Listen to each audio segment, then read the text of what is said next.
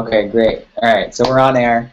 Okay. All right, so today on this Real Business Talk podcast episode, we have our guest Sonya Davis. She's the founder of a new startup called Neqtr, N-E-Q, Nectar.com. Is that correct? Well, And it cut out right when you said that, so I couldn't tell if the spelling was correct, but neqtr.com, yes.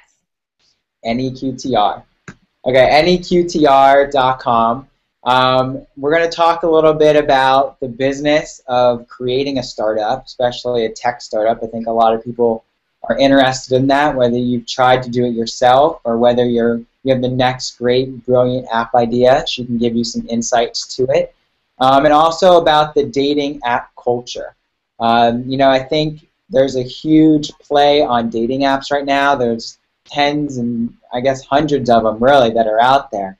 So how does Neqtr differentiate from that? What are some of the benefits of a dating app? What are ones that are working? What are some that are fads and what's going to be around for a long time? And then also just dating in general. Sonya does a lot of work just working with clients on how to improve their dating life, basically, how to get better with men and women and to communicate better and hopefully find that right person. So, Sonya, tell us a little bit about the dating world right now and then how it led to this idea of Neqtr.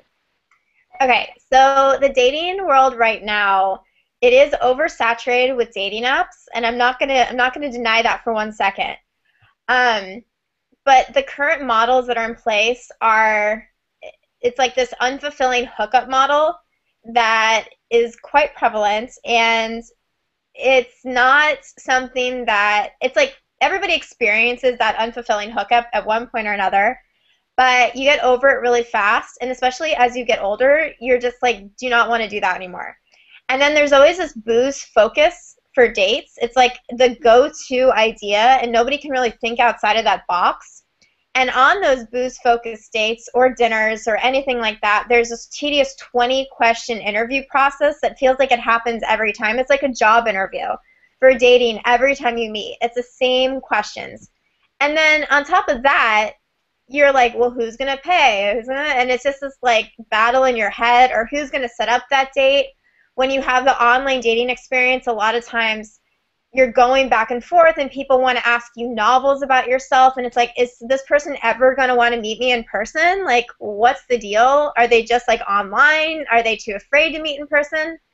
And then there's also high monthly rates for certain competitor apps for quality that is lacking. And so what are you really paying for there?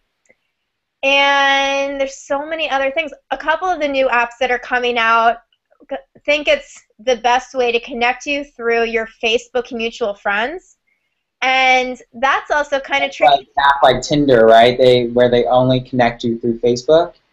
Well, Tinder's one, and then there's all these other ones that are coming out. Like I think Coffee Meets Bagel has that same type of approach. There's Hinge. That's another one. They're all like, everyone and their mother is putting out the same dating app right now, and it's all like connecting through mutual Facebook friends. And the problem with that is that, like, what if it goes wrong? Then it's like you have your mutual friends, so it's really awkward. And then, do I really want to be connected with some of my friends' mutual friends? And then it's just all sorts of complicated, and like, it's not always the best. And some newer apps are putting out this message of kind of like demoralizing men. And kind of like, and I'm all about women's rights. I'll be the first one to say I've gone on a lot of shitty dates, and, you know, I would like it if there weren't as many creepers and this and that, but I don't feel the need to like demoralize men in our app, or, I don't know, like give guys an excuse to be lazy.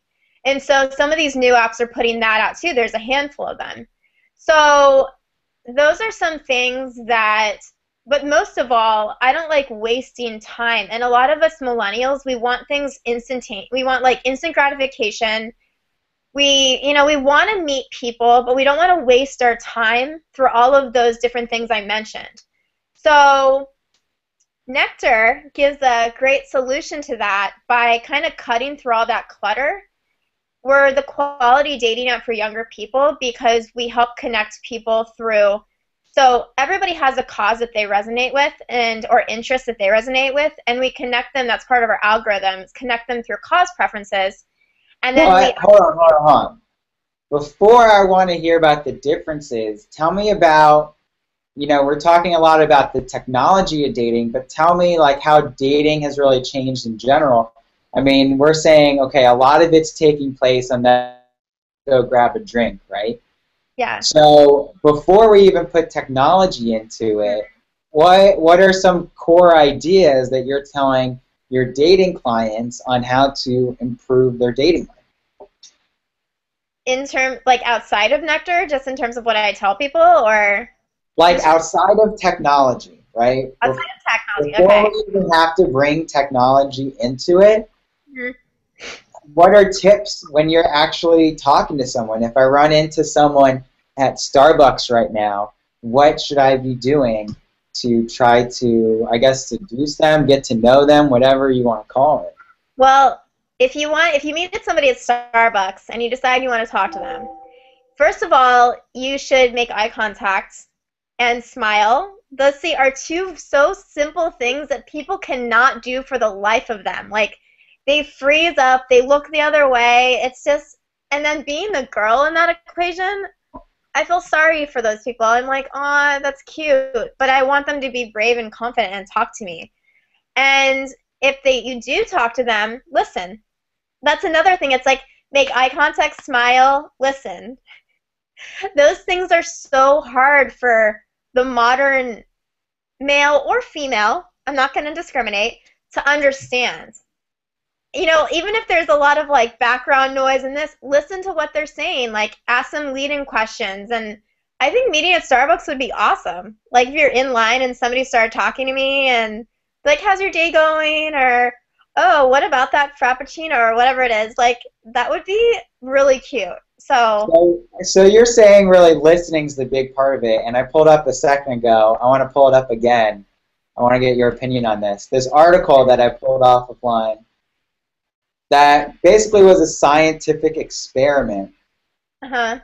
That it says they basically took random people, put them together in a situation, and they made them ask 36 questions and then look into 4 straight minutes. It actually ended up that like a few of the people that were part of this experiment ended up falling in love and actually getting married. So Wow. they're basically claiming that by asking deep questions like you're saying and then listening to the answers builds a connection, I guess, to an extent. I mean, questions like, would you like to be famous? What way? Another one, what would constitute a perfect day for you? These are just pretty simple, generic questions to ask someone. Yeah. Yeah, they are. Wait, what in life do you feel most grateful? I think that's a wonderful question. Like, let me see. I mean, there's a few in here where it gets, pretty personal. Mhm. Share with your partner an embarrassing moment in your life. When did you last cry in front of another person or by yourself? So I think the deep questions, obviously, if you're at Starbucks, you're probably not going to be asking those in line. But I think you have a really good point of listen more on just dating. I've always related building a dating relationship very similar to a sales relationship. Huh. It comes down to understanding the needs of your client or your partner. Yeah. Well, You are often saying that.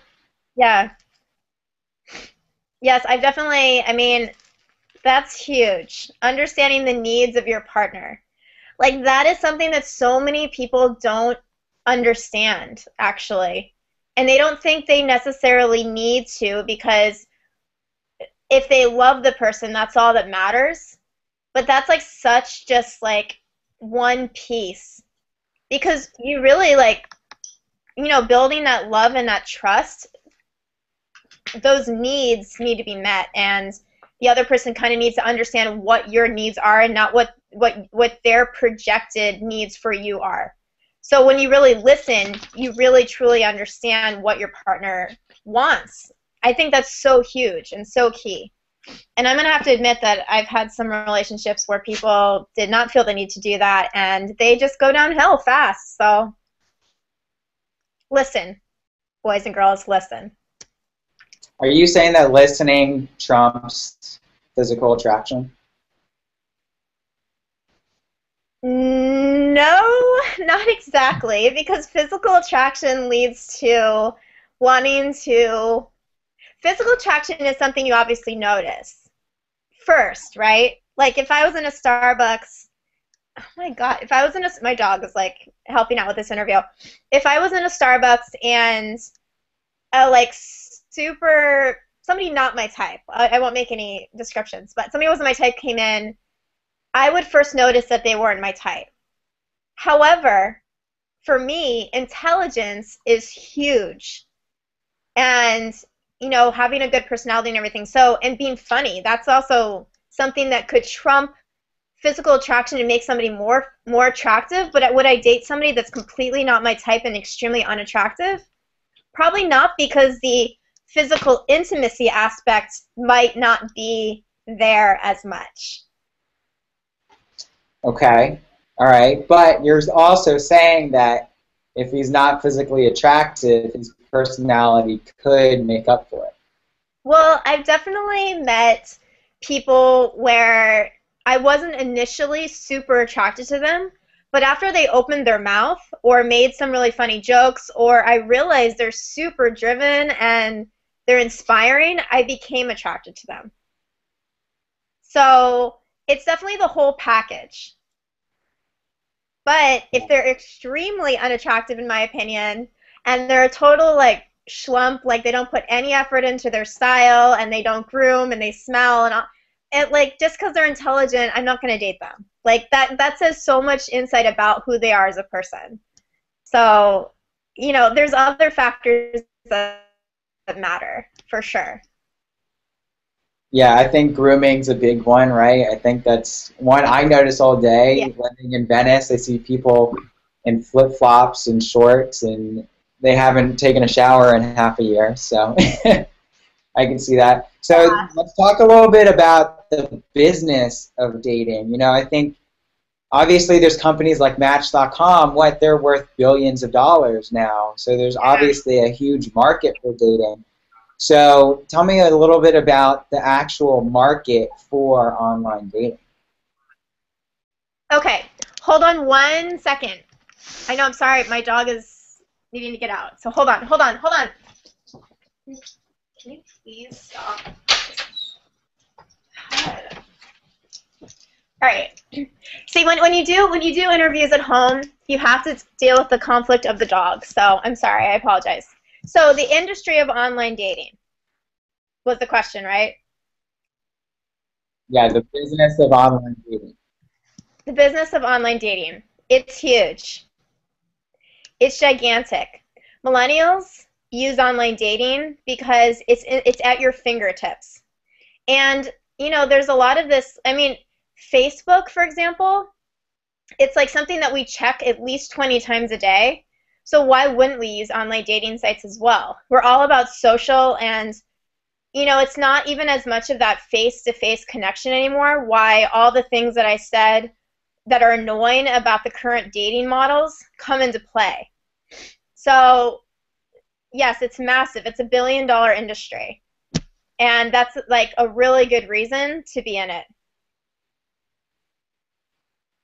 Well, you could say that for almost any industry. You know, there's that old saying, especially when you're creating a startup, if I can just get 1% of this ginormous piece of the pie, I'd be great. But when you get into it, you realize that getting 1% is a lot harder than it seems. Oh, it's so hard, except that that market, I don't mean like the money, like that's a so reason to be in it because it's $1 billion market, and you know, it's because that market of people want online dating. Like that's what they're about these days.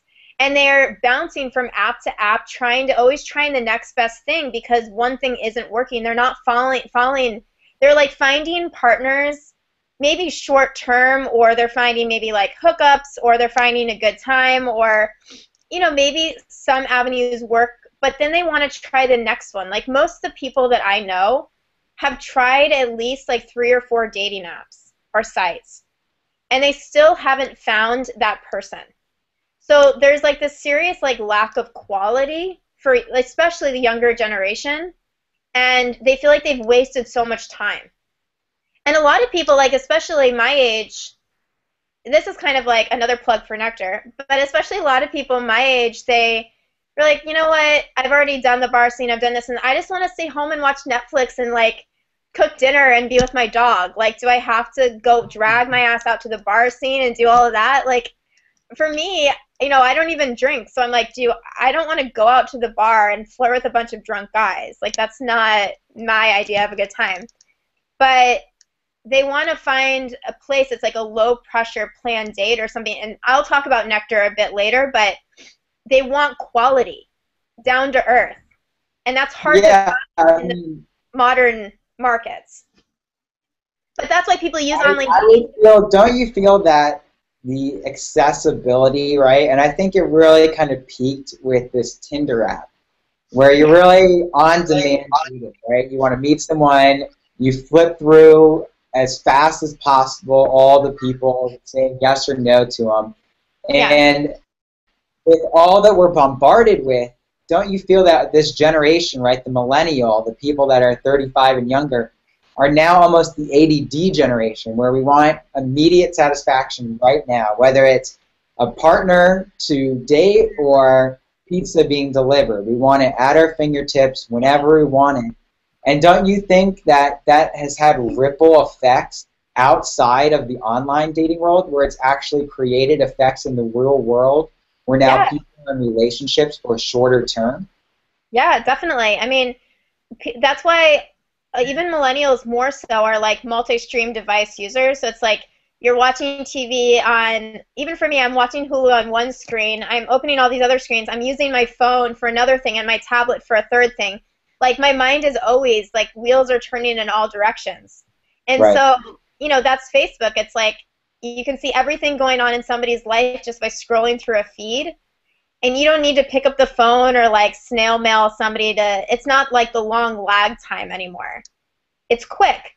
And so Tinder, but it's you know, almost not the same though. You know, it's, yes, you are understanding the major occurrences that are happening in that person's life that they wish to share, but you're missing out on all the in-between. And I feel like that is really where the problem is, especially, you know, I started realizing this really about a year ago when I started making it a big thing to actually call all my friends and actually talk to them, while for a few years I was just relying on Facebook, and I realized that that's almost like a superficial veil over a person's life.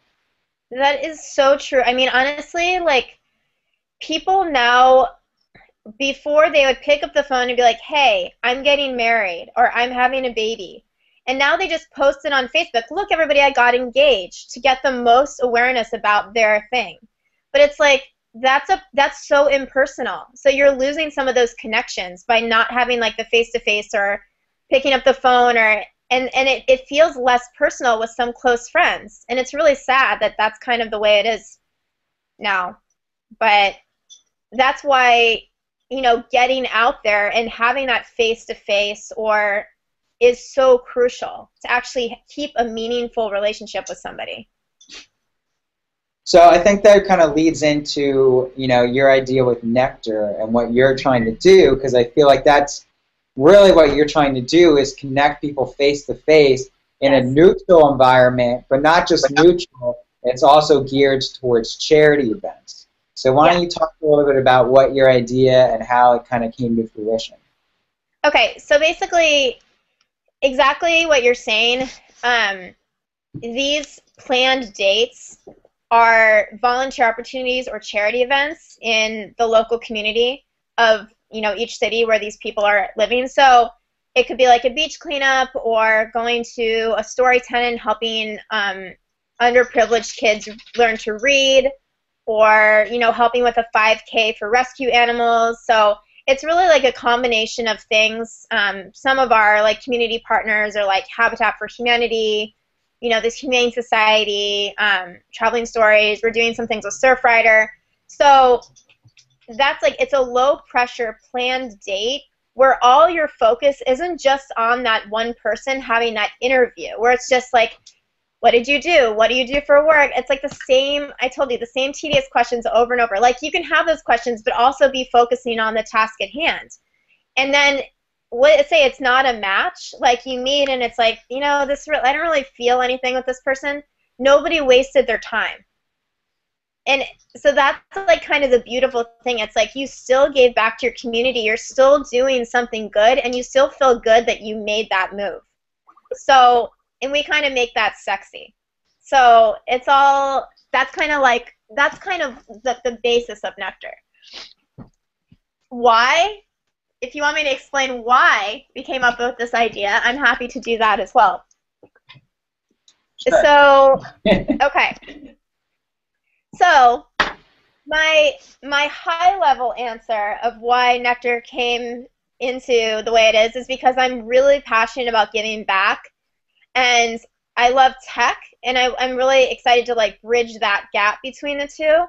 And I've been around the dating scene, and I want to help people find quality partners. And this is really a super good way to do that, through volunteering, giving back, giving of yourself, and helping your community. It's just a completely different way.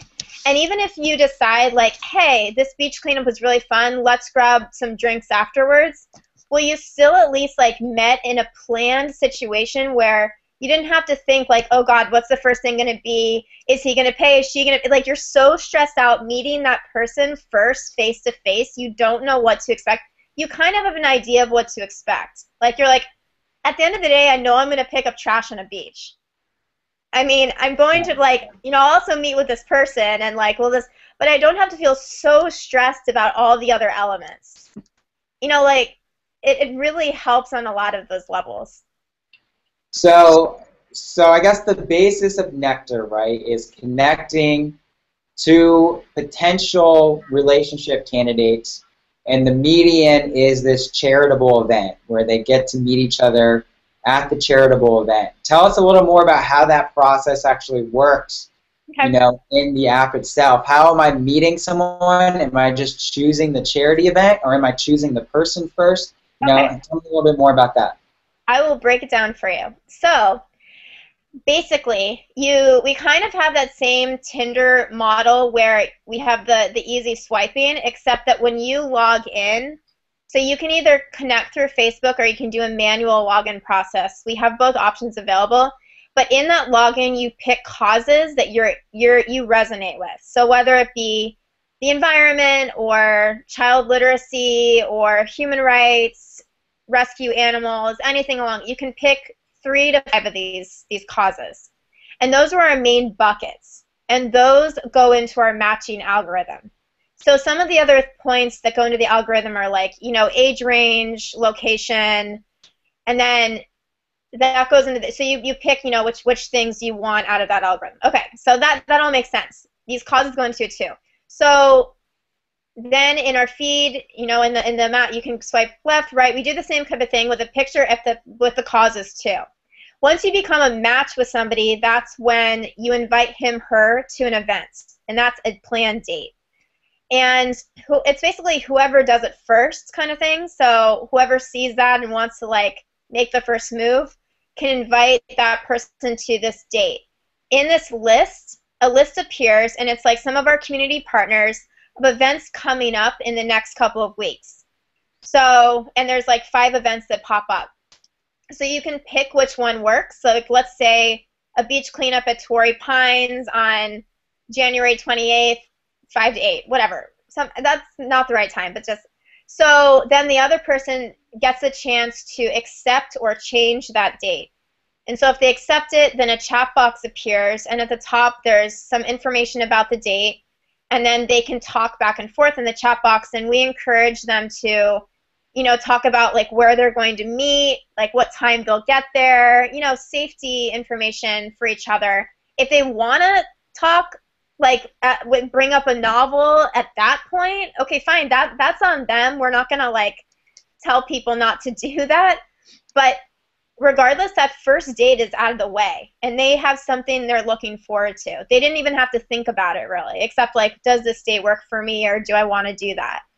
And those planned dates as well, it comes up like, this is something that the girl resonates, this is something that the guy resonates, or this is something that you both will resonate with, and you can kind of pick which one you want to do. So that's kind of, and then once you get to the date, we send a notification about checking in, and that check-in isn't just for our purpose, it's for them. Like, it's a kind of a safety measure so the other user knows that person's there, and then they can share their check-in with all their social. So, you know, a lot of us millennials, we kind of like to tell our friends that when we're giving back, and we maybe want to take a selfie at that. Well, we're kind of embracing that whole millennial mindset by letting you check in.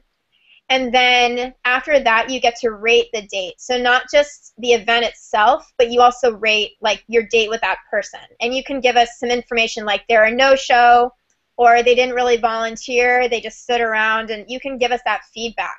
And if you rate really low for that person, they'll be blocked and you won't have to hear from them again. So that's kind of the really like main, like very streamlined high level of like what the dating app does. And then we'll be like adding a bunch of other features, but this is just the very initial, you know, output for beta. Every 3 weeks we'll be adding a couple new features. Yeah, I mean, the beta, is it out on iTunes yet, or is it going to be a few more days? We released the app, the beta link, over the last couple days, and we right now have 100 users, but we'll be in the App Store in about 5 days, and then we'll be even blowing up more because we've had so much interest in this that I'm just really excited to get in the App Store. And then we'll be releasing Android in a month. Okay, Android in a month. So if you're listening to this, you have an iPhone, you know, is it only going to be available in San Diego right now, or can anyone download it and help open up that market for you? Yeah, I mean, anybody, it's mainly available in San Diego in terms of the events, but we'll be adding a donation platform in about a month's time. And so that will be like another area of the app itself. So we're going to be rapidly expanding to like San Francisco, LA, Santa Cruz, Santa Barbara over the next couple of months. So how are you getting around Apple's terms of use where you can't have charitable donations within the app? Yeah, so our partner for this app, for this donation piece is GiveQuick. They're based out of New York. And we actually, for the causes of the week that people can donate to, it takes them to an external web page link. So we just have to do it that way because, yeah, Apple's against donations. But we make it really easy, so it is what it is. Okay. So anyone that wants to download it, check it out, they can go to Neqtr.com, Neqtr. Yes, where you can find your QT with Nectar. Now I really want to ask you, you know, you dove into the startup scene. I know that in a few weeks you're taking off to one of the startup incubators in San Fran. Tell me a little bit about, you know, starting this from a female entrepreneur perspective, because unfortunately the female entrepreneur still is the minority compared to a lot of males in the startup scene, in tech, especially the tech startup scene. I know there are a number of females that have started companies, a number that have become successful, but I'm sure it's a different point of view. So why don't you tell us how that adds to the dynamic of what you're trying to do? It's definitely puts up some barriers, and I'm not going to deny that for one moment. But it's also kind of gives us, it's kind of nice to be in the minority, even though it does bring up a lot of challenges. For example, we presented at Demo Day San Diego on Saturday, and I was the only female, like young female founder that demoed, and all the rest were pretty much men, and I think that's strange. However, it's not really, because the tech world is, like you said, male dominated. Some of the barriers that I've come across are maybe you know, if you're applying for like Silicon Valley is very much like male dominated. They're trying to get women to start more tech startups and this and that, but there's definitely like barriers to entry, I guess you could say, and we've definitely noticed some of that. And when I go to, for being a female founder, when I go to like tech startup happy hours and this and that, a lot of times I'm the only female in the room, and that's both kind of disappointing, but it's also kind of great because then that helps me make a lot of connections really fast because I stand out as being the female founder in the room. So it's kind of both beautiful and obnoxious at the same time. And then a lot of times, you know, with especially what I'm doing with Neqtr particularly, you know, our tagline is helping people fall in love while saving the world. So a lot of people are like, I'll come do a networking thing, and they'll be like, oh, that's so cute. You're trying to save the world. That's adorable. And then I'll open my mouth and start talking, and they're like, oh, you're actually really intelligent too. I'm like, yeah, thanks. Like, that's like super offensive. But that's happened. I've gotten that same line so many times.